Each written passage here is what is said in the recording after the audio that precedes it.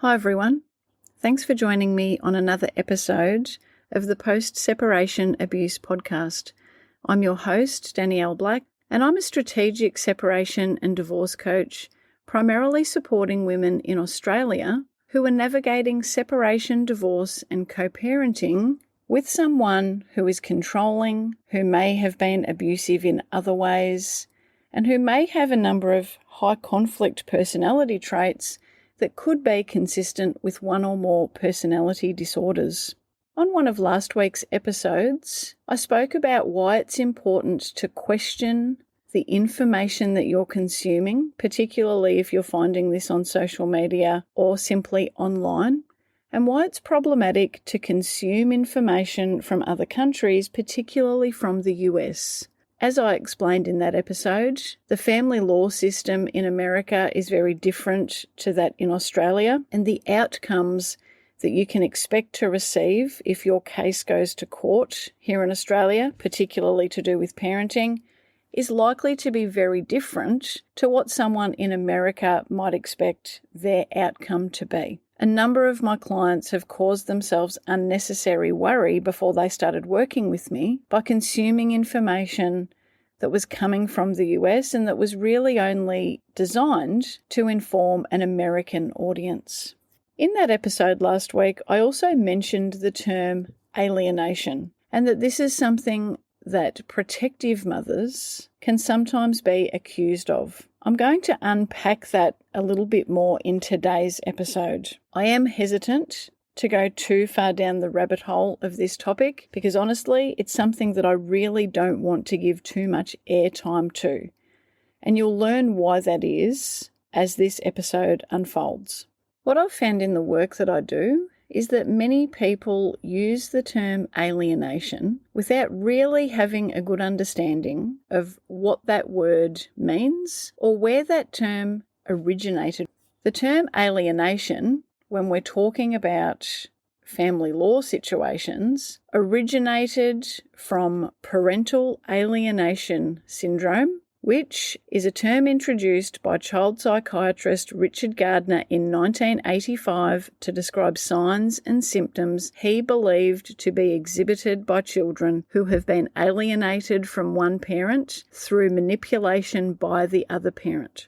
The proposed symptoms included extreme fear of the other parent that Richard Gardner determined to be unwarranted, and disrespect or hostility toward a parent. Gardner believed that the set of behaviours that he observed in some families could be used to diagnose psychological manipulation or undue influence of a child by one parent, typically by the other parent who may be attempting to prevent an ongoing relationship between a child and the other parent or other family members after separation or divorce. It's important to note here that parental alienation syndrome has not been accepted by the medical community in any country that I'm aware of, and that parental alienation syndrome lacks scientific validity and reliability. To my knowledge, it has been debunked and is not something that is supported by any psychological association in the world. Gardner also went on to state that parents, usually mothers, who were alienating their child or children from the other parent made false accusations of child abuse and sexual abuse, usually against fathers, as a means to prevent contact between them. Now, I'm sure this will come as no surprise to you. Gardner's belief in parental alienation syndrome and the fact that he was primarily accusing mothers of engaging in what he called alienating behaviour, this was widely accepted and applauded by fathers' rights groups. Parental alienation and parental alienation syndrome are generally understood to be the actions of one parent attempting to prevent or disrupt a child having an ongoing relationship with the other parent. And linked in with that are accusations that the alienating parent in this situation is manufacturing or making up false allegations of abuse. Despite the fact that the theory of parental alienation syndrome has been exposed as junk science, parental alienation accusations are still made by fathers' rights groups and by fathers who are accused of physical,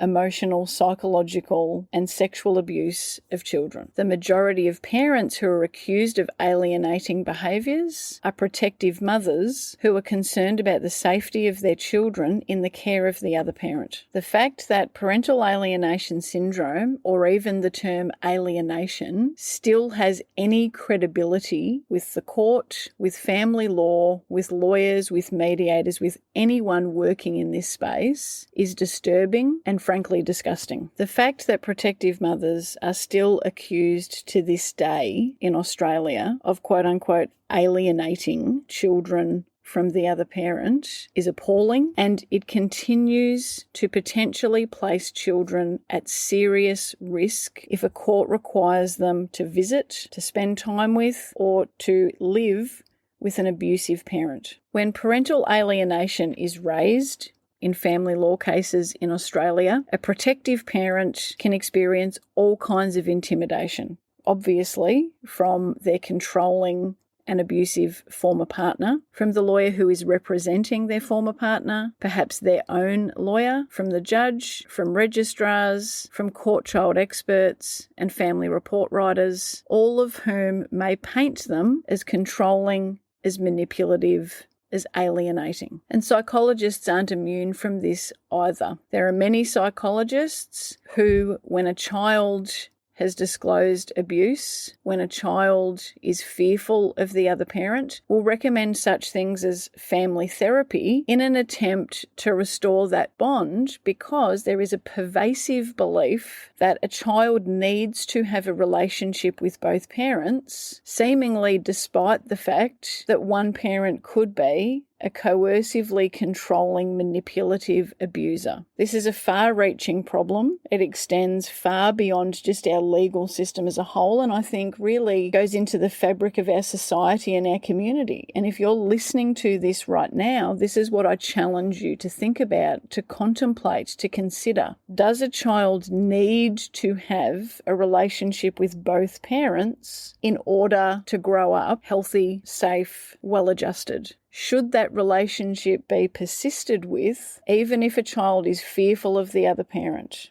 Even if the child has witnessed family violence, even if the child has been on the receiving end of family violence, even if the other parent is coercively controlling and demonstrates zero insight into their own behaviour? That's a question I think that we all need to ask ourselves and that we all need to reflect upon. And in my view, it is not in the best interests of children to maintain a relationship with both parents where one parent is an abuser. Unfortunately, that is not the belief that is held by the community as a whole, and it's not the belief that is held by our legal system. And some of these problems are still occurring in Australia and worldwide because of the legislation regulating family law in Australia, promoting a philosophy, a belief that children need to be shared after parents separate in terms of decision making and also the time that they spend with parents. In a very adversarial system, children are in many ways treated as assets of the relationship that need to be shared between both parents. All of this puts protective mothers in a difficult situation. On one hand, they are of course focused on the safety and well-being and best interests of their children and wanting to protect their children from harm. And by harm, I'm not just talking about physical harm, I'm also referring to mental, emotional, and psychological harm. However, if they don't seem willing to facilitate a relationship between the child and the other parent, then they can be viewed as being obstructive, and this can then add more fuel to the fire if they've been accused of alienating the child from the other parent. This puts protective mothers in a really difficult situation. They know only too well what their former partner is capable of because of what they themselves have experienced. And unfortunately, there does seem to be a huge disconnect between the courts, the professionals connected with the courts, psychologists, when it comes to recognising that the way that a man treats the mother of his children is a predictive factor in how he is going to treat his children.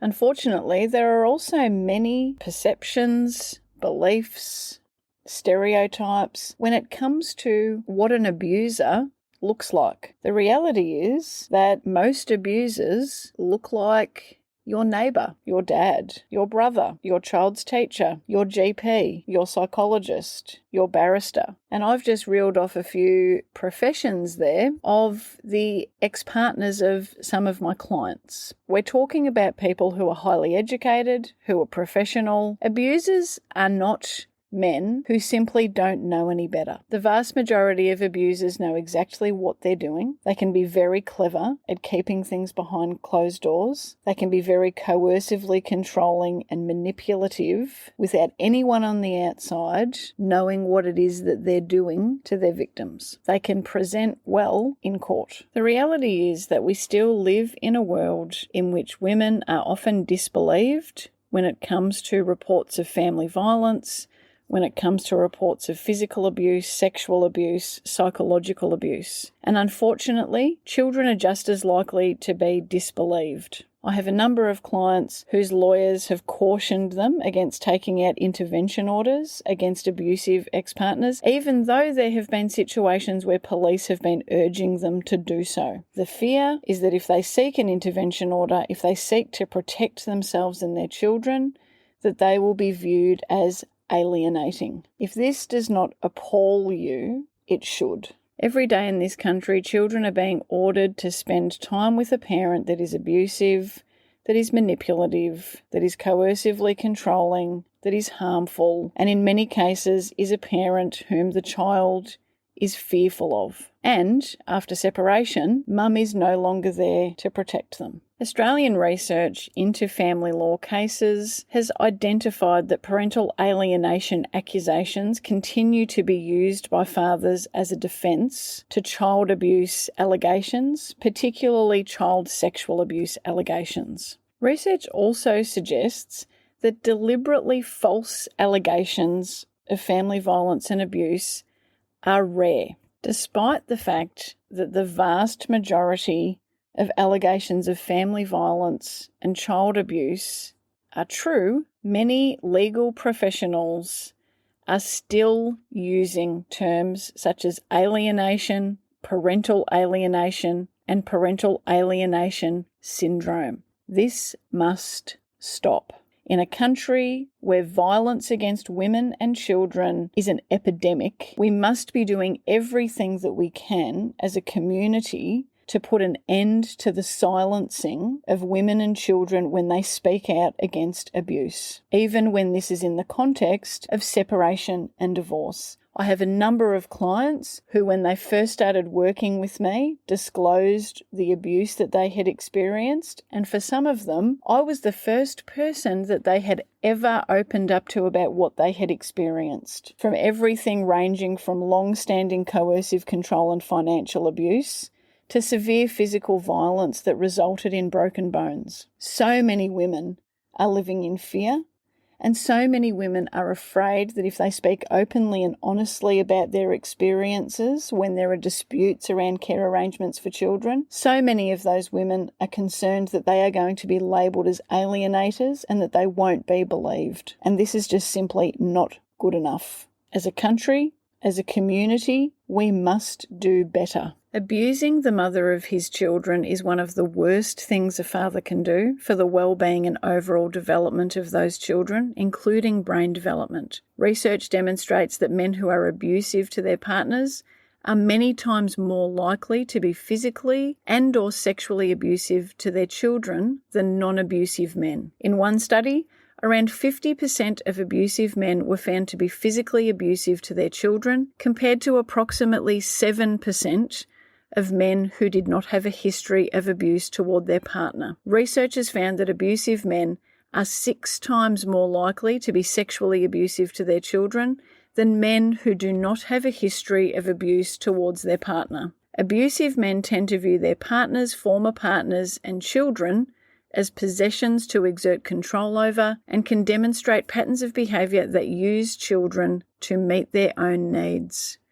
There is absolutely no evidence to suggest that the danger to children reduces after a couple separates or divorces. Rather, the abuser then may have time with the children without the protection of their mother. This is the reality of what many of my clients are dealing with. This is the reality of what many women in this country and worldwide are dealing with. This is a gendered issue, as so many issues around violence and abuse are. I'll say that again. This is a gendered issue. Everything in the context of family law has a gendered consequence, whether you see it or not. And when it comes to accepting terms like parental alienation syndrome or even just parental alienation, the gendered consequence of this is that women are more likely to be disbelieved when they are disclosing abuse, and children are more likely to be disbelieved. Is this really the country that we want to live in? I feel strongly about this issue for a number of reasons. One being that I myself was accused of alienation. None of those accusations stuck. However, I do still sometimes reflect on what may have happened in my case if any of those false accusations against me had been believed. This is a big part of why I do the work that I do in supporting my clients. Part of the support that I provide is helping to ensure that no accusations of alienation will be successful. If this is something that you're currently dealing with or that you're concerned about, please get in touch. Please visit my website, danielleblackcoaching.com.au. Please book a free discovery call to have a chat with me about how I may be able to help you going forward.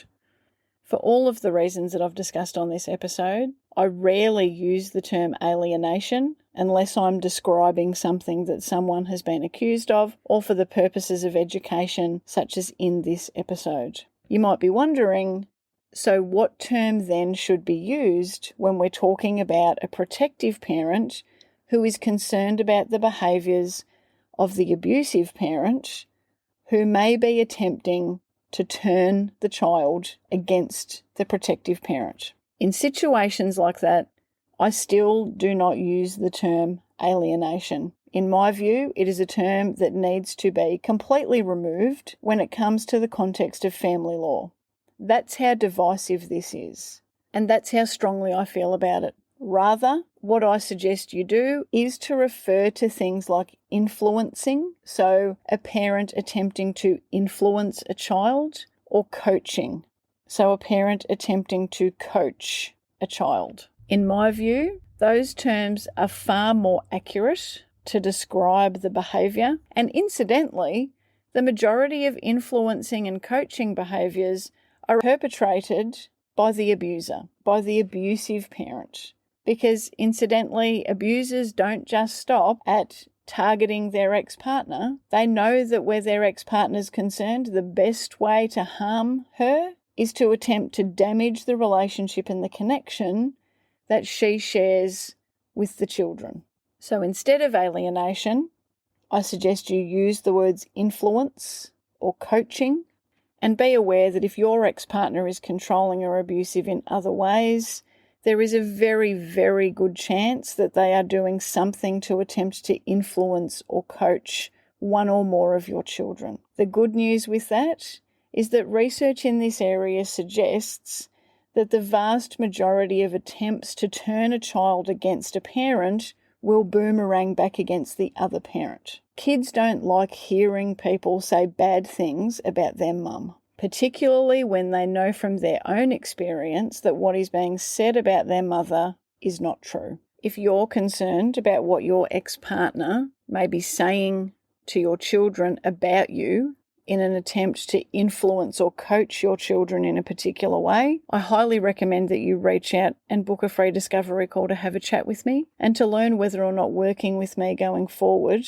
is something that would be a good fit for you and for your situation. This is something that a number of my clients are navigating. This is something that I personally navigated in my own situation, and there are absolutely things that you can do about this that are positive and proactive. If this episode has struck a chord with you, if you're as passionate as what I am about removing the terms parental alienation syndrome and alienation from the language when we're talking about family law, and parenting matters, then please join with me in no longer using the term alienation yourself when referring to these behaviours. If you're a legal professional, if you're a psychologist, if you're a lawyer, if you're connected with the court, if you happen to be listening to this podcast, and if you still use the terms parental alienation or even just alienation, please stop. There is an entire country full of women and children who need this debunked bullshit to stop. It's harmful and it is leading to children being put in intolerable, distressing, and harmful situations with abusive parents. We all have a part to play. If this episode has raised any concerns for you about what you're personally dealing with, whether you have separated from your partner or not, please remember that 1-800-RESPECT is available to you if you are within Australia. The number for 1-800-RESPECT is in the show notes of this episode. Thank you so much for your time. I'll talk to you soon. There's a moment where the noise stops landing, where the chaos loses its hold. That's it for today's episode of the Post-Separation Abuse Podcast. If you found this helpful, you'll love the Post-Separation Parenting Blueprint, the foundation of everything that my team and I teach, now available to all protective parents. Whether you work with us one-on-one or navigate your journey independently, the blueprint is where everyone starts. Whether you're thinking about separating, in the early stages of separation, wanting to avoid your kids being trapped with unsafe or inappropriate care arrangements, or perhaps needing to challenge and change current arrangements, and even if you're currently in the court system for parenting matters. I created the blueprint as a gift to all of my fellow protective parent warriors because the journey of being a change maker and a cycle breaker can't be done alone, and the blueprint is the one post-separation parenting resource that gets it right. Child development, safety and well-being put first, with the evidence to back it up. The blueprint gives you the same strategic frameworks that my team and I use in private one-on-one coaching, and it's available on an online platform for you to access whenever and wherever you need. You can also ensure that you're up to date with any new announcements by checking in regularly to the website danielleblackcoaching.com.au. Until next time, take care. And please always remember, you are your child's greatest protector.